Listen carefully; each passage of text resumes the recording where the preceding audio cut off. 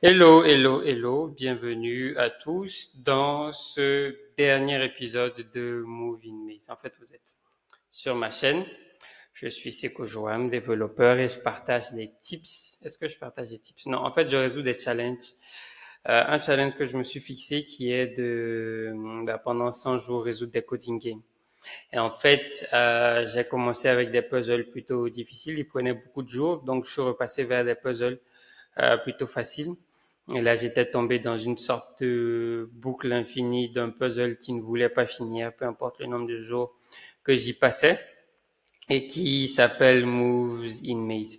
C'est marrant parce que le puzzle précédent, difficile, sur lequel j'avais des difficultés, c'était un puzzle de labyrinthe aussi. Et finalement, celui que j'ai choisi au niveau facile, qui est là, qui est aussi un de niveau, qui est censé être de niveau facile, il se trouve que c'est un labyrinthe aussi. Et il était trop compliqué. Finalement, plutôt que de m'enregistrer en train de trouver la solution de lancer régulièrement, encore et encore. Et en fait, ça me prenait plus de 30 minutes alors que je voudrais rester au moins pour un début sur 30 minutes pour les vidéos que je fais. En fait, je me suis retrouvé à le résoudre en off. J'ai suivi quelques indications et je me suis dit, dans cette vidéo, je vais partager, va donc être la dernière de cette série-là sur le Moves in Maze. Partager mon résultat et expliquer pourquoi j'ai fait ces choix-là. Alors, il faut savoir qu'on est au niveau de l'épisode 10, donc le jour 10 de mon challenge de 100 jours que je me suis fixé. Donc, ça fait déjà un dixième qui est fait. Je suis très content, énormément, parce que dans la vidéo du jour 9, je le disais très bien, j'en avais marre, j'en avais ma claque. Surtout à cause du puzzle Moves in Maze, et je me disais, j'allais peut-être pas terminer ça. Si pour un puzzle facile, je fais autant de jours, ça va pas le faire, quoi. Mais voilà, donc on est revenu avec beaucoup plus d'énergie, beaucoup plus content, et je suis prêt à présenter mes solutions sur ce jour 10. Je suis confiant dans le reste des jours parce qu'il me reste juste à faire 9 fois ce que j'ai déjà fait. Alors, 100 jours, ça fait 3 mois, c'est vrai, donc ça fait un peu plus de 3 mois. Donc maintenant que j'ai fait 10 jours, il me reste 3 mois. Mais quand tu vois 3 mois en 9 fois 10 jours, en plus, ça va quoi, ça passe. Alors, passons maintenant à la solution. Donc, comme on peut le voir, quand je lance les tests ici, finalement, tous les tests passent. Et j'avais des problèmes surtout, en fait, ce dernier, il passait, mais c'est pour ces trois tests qui passaient pas. Et en fait, quel était le problème? Donc, je relance celui-là, par exemple, pour voir. Donc, le space, le problème que j'avais au niveau du space, c'était le résultat. Le résultat qu'il me donnait, par exemple, ici, il y avait un A à la place du 9.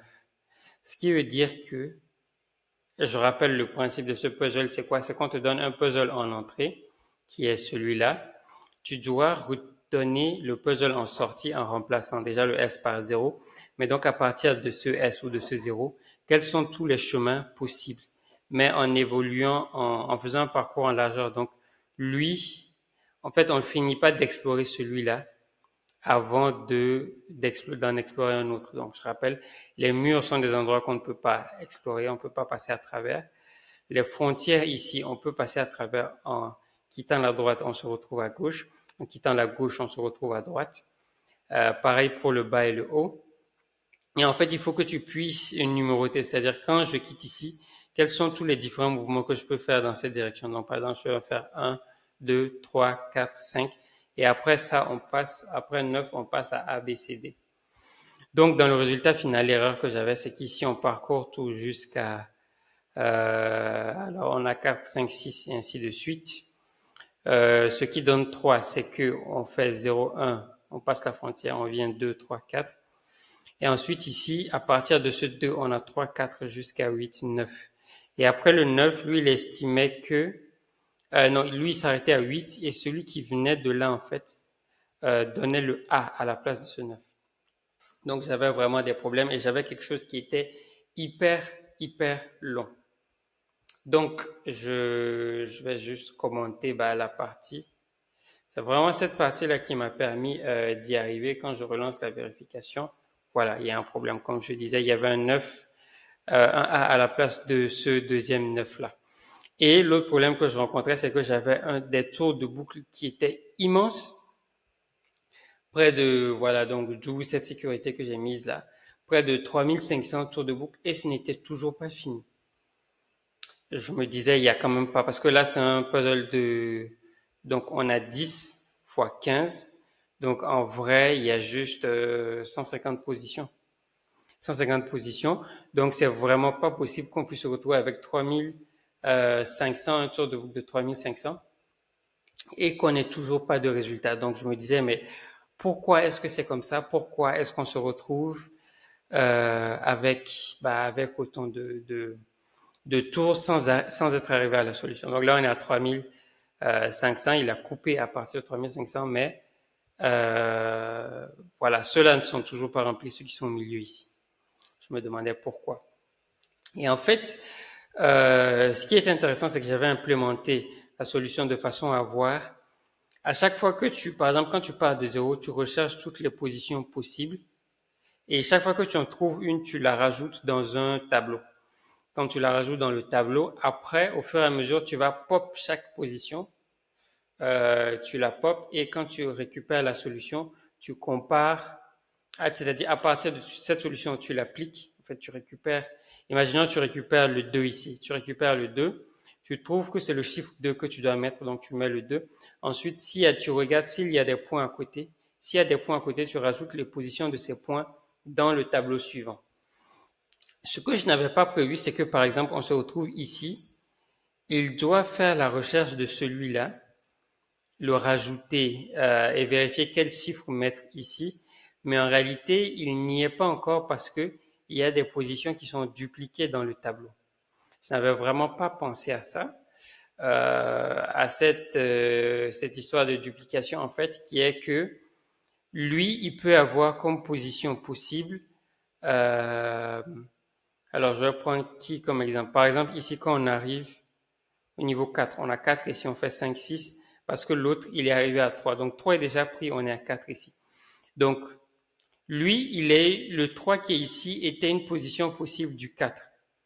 Si je ne le retire pas dans le tableau, il va chercher tout le temps à revenir ici, à voir les positions possibles, alors qu'il pourrait utiliser ce tour de boucle-là pour calculer le 5 et avancer.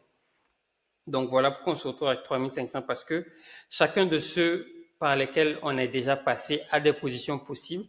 Des positions possibles qui, entre-temps, ont déjà été réécrites par un voisin, par autre chose et tout.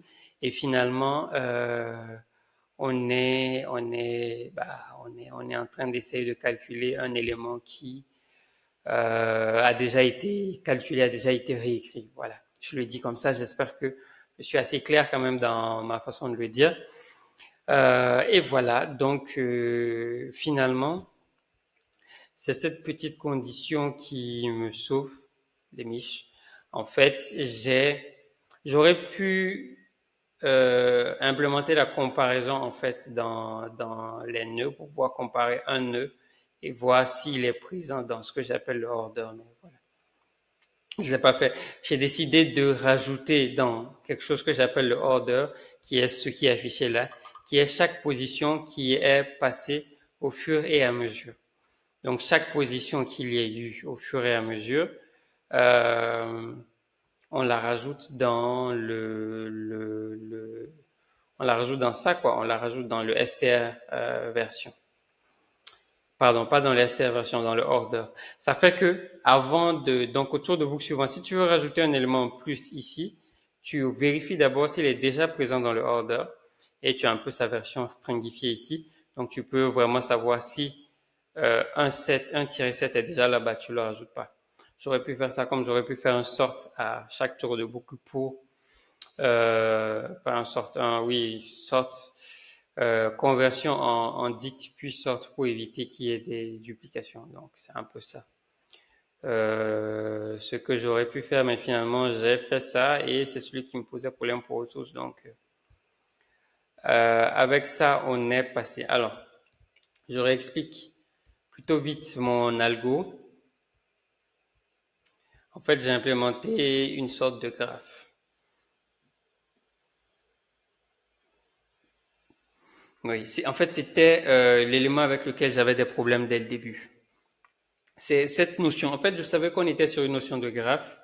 Et à partir du graphe, on devait trouver des nœuds et puis pour chaque nœud le parcourir et puis pouvoir retrouver son parent et ainsi de suite. Mon problème, c'est que je ne savais pas quelle structure utiliser et je voulais le résoudre sans utiliser de classe. Finalement, bon, j'ai supprimé tout le code qui le faisait sans les classes. J'ai gardé quand même quelques éléments par-ci, par-là. Et en fait, finalement, j'ai implémenté une classe graph et une classe nœud. Donc, la classe nœud représente tous les nœuds. Elle utilise certaines des fonctions et la classe graph représente le graphe dans son ensemble. Je suis en train de me demander, est-ce que finalement, je n'utilise pas le PopQ qui est, si je fais remove, je n'utilise pas le PopQ, ah oui, parce que je les retire la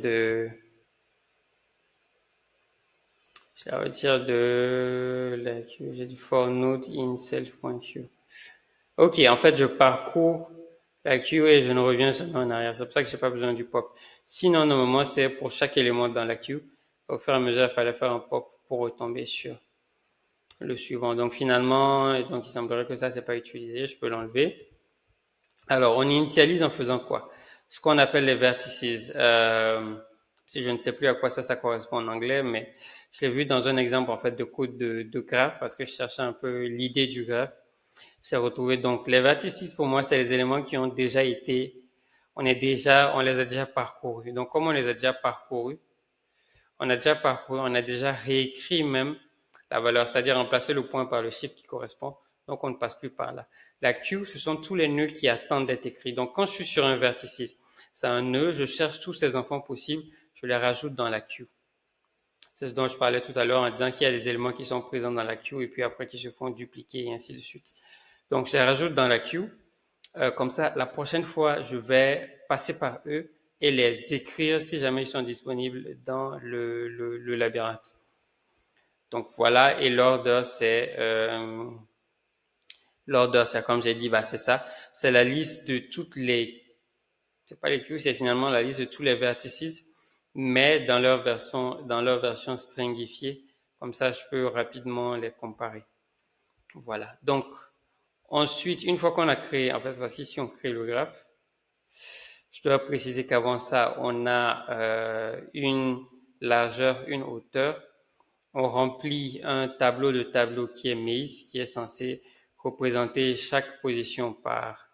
Donc, un tableau de string. Donc, chacun de ces éléments représentera une str. Et à la fin, pour les afficher, on fait juste un print. Et donc, ici, c'est le début, c'est où je remplis le tableau. Ensuite, je calcule quelle est la position du S. Donc, où est-ce que le S se trouve? Je récupère sa position.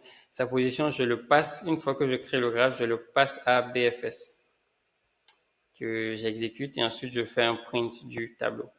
Donc, qu'est-ce que BFS fait? BFS prend la première colonne et la première rangée. Il en fait un nœud, un premier nœud, qui va rajouter dans les vertices. Ensuite, dans le order, il va rajouter sa version str pour dire, bah, la version, comme j'ai dit, le order doit être comme le vertices, quoi. Mais juste sa version str. Ensuite, il prend ce nœud-là, parce que j'aurais pu ne pas utiliser ça, mais juste dire, bah, note qu'on vient d'utiliser. Write in maze. Donc,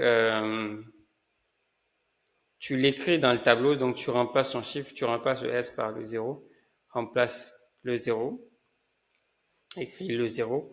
Ensuite, tu récupères les branches en prenant ce premier nœud. Donc ici encore, je peux avoir node au lieu de self.vertices0. Je peux avoir ce nœud, find branches. Donc tu trouves toutes ces branches, toutes les possibilités. Et je les récupère ici et ensuite je les rajoute dans la queue. Je fais un extend, bien sûr, pas un happen parce que c'est un tableau que je rajoute. Donc je fais extend ce tableau avec les éléments qu'il y a dedans. Donc il fait l'extend. Il m'utilise, donc cet index a été utilisé pour pouvoir faire le skip à la toute fin. Je sais pas si j'ai besoin de l'avoir. J'ajoute peut-être un petit print. Alors, solution found in BFS index.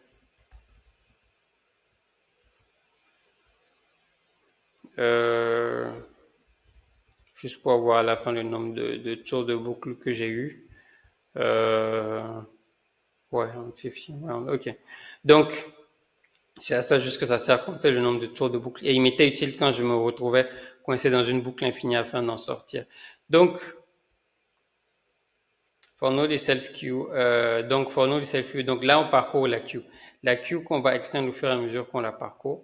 On parcourt la queue pour chaque élément. En fait, on refait quasiment ce qui a été fait ici. Donc ici, si le nœud, sa version str est déjà présente dans le order, qui est tous les éléments de vertices que j'ai parcouru dans l'ordre, tu le skips et tu continues autour de boucle suivant.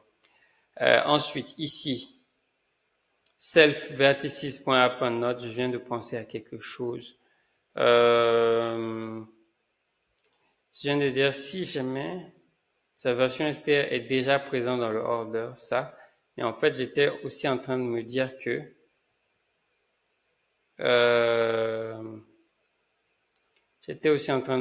je peux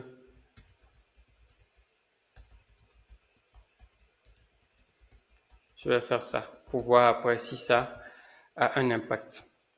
Je vous explique après. Donc ici, en fait, si jamais c'est déjà présent dans l'ordre, bah, tu continues tour de boucle suivant, tu ne t'attardes pas à faire tout ça. Donc ici, tu vois dans les vertices, donc s'il n'est pas présent dans les vertices, tu appends ce node que tu viens de récupérer, tu le rajoutes dans les vertices parce qu'il vient d'être exploré. Tu rajoutes sa version str dans le order. Ensuite, tu fais un write in maze, c'est-à-dire écrire sa version, son chiffre 0, 1, 2, 3.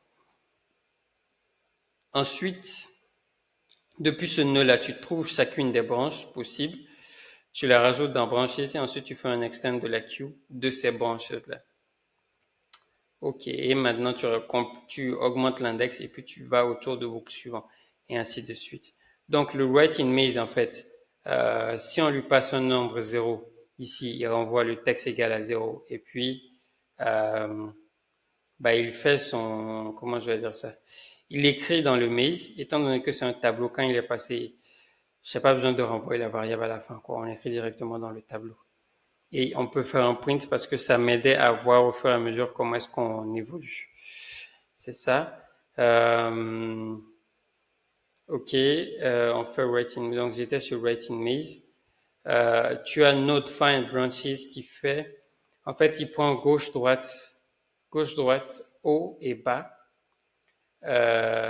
Et il parcourt et puis il vérifie si c'est des points. Donc si c'est des points, ce sont des éléments possibles, il les rajoute dans le branches et puis il le renvoie à la fin.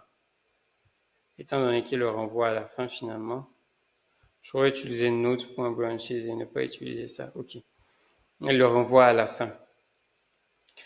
Alors, il y a deux fonctions ici intéressantes. Donc, il y a ici if special position, qui est une fonction qui permet de savoir si on se trouve à la frontière. Comme je l'avais dit, on doit pouvoir traverser les frontières. Si on se trouve à la frontière, special position va renvoyer true. Et dans ce cas, on va utiliser correct position, qui est ça. Et correct position, en fait, permet de dire, si jamais tu es ici et que tu essaies de passer là, pour ne pas faire cracher le tableau en essayant d'accéder à une ligne supplémentaire qui n'existe pas, je te ramène ici. Comme ça, tu as traversé la frontière. On lui permet de faire la traversée de la frontière. Après, on obtient de nouvelles positions pour ceux qui sont à la frontière. Et en fait, on vérifie ça. Et là, le truc se fait comme de façon basique, quoi. Il n'y a pas de problème.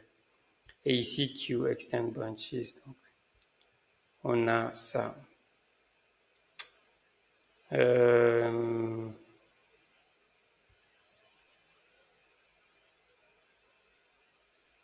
Alors, je suis en train de me dire si tu récupères des branches, tu les as ici. Oui, voilà. Donc, je voulais vérifier quelque chose, une idée qui m'est venue. Je vois que cette solution a été trouvée en 145. Alors, je me décale un peu pour avoir les trois. J'ai 145, j'ai 106 et j'ai 185. Je les note. Donc 145, 106 et puis 185. Super. Ce que j'étais en train de me dire, c'est que ici,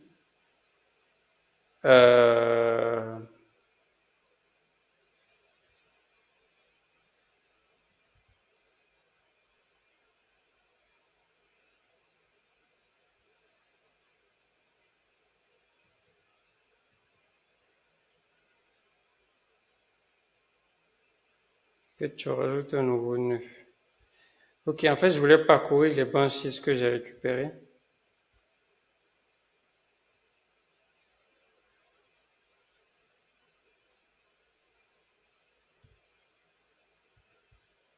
Je vais faire ça. Étant donné que lui, il les a déjà, donc for branch in node point. Pardon, comme ça.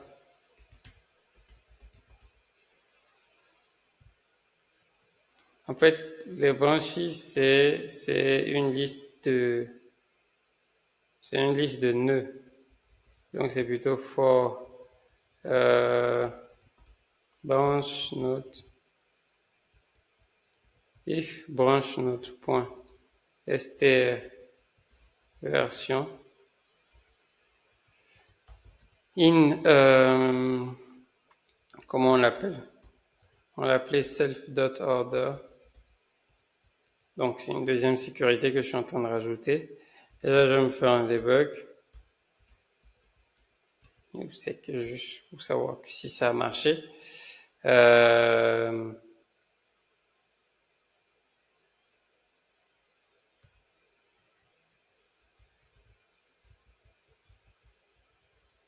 Alors,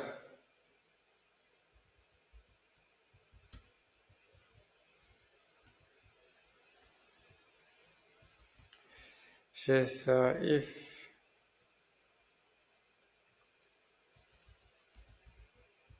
je veux juste savoir si je pourrais juste faire q.append. Ok.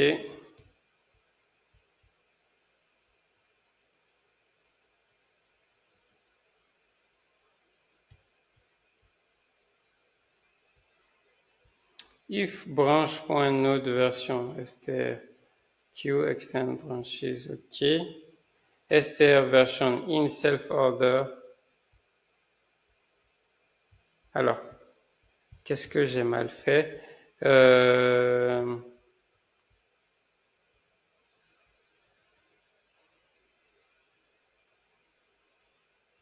Si c'est déjà présent dans le order, donc cette branche que je viens de trouver,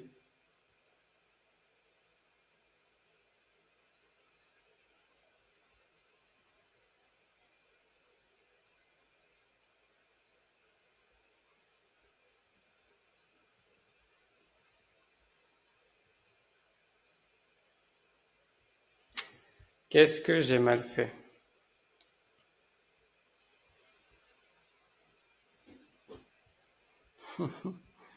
Dans ma tentative de... Mais on est d'accord que juste avant de le renvoyer, il fait self.branches.appendNode. Donc normalement j'y ai accès. Node new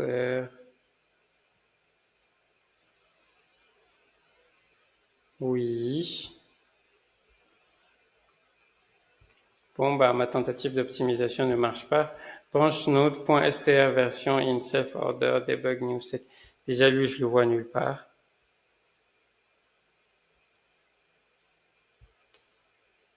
Ça commence 0, 1, 1, 1, 1. En fait, il ne fait pas de suivant.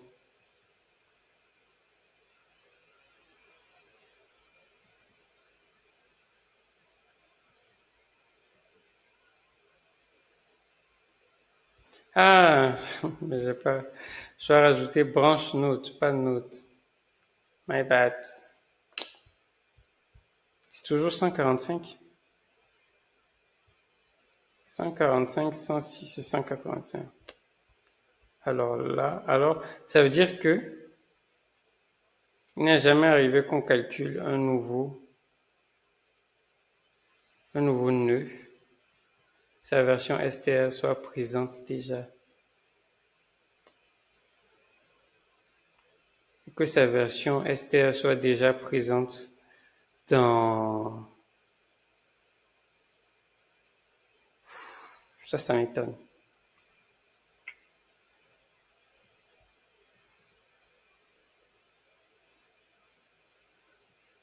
Ok.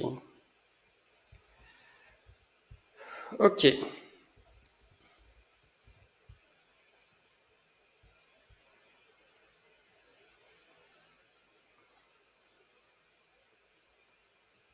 Je retire ça.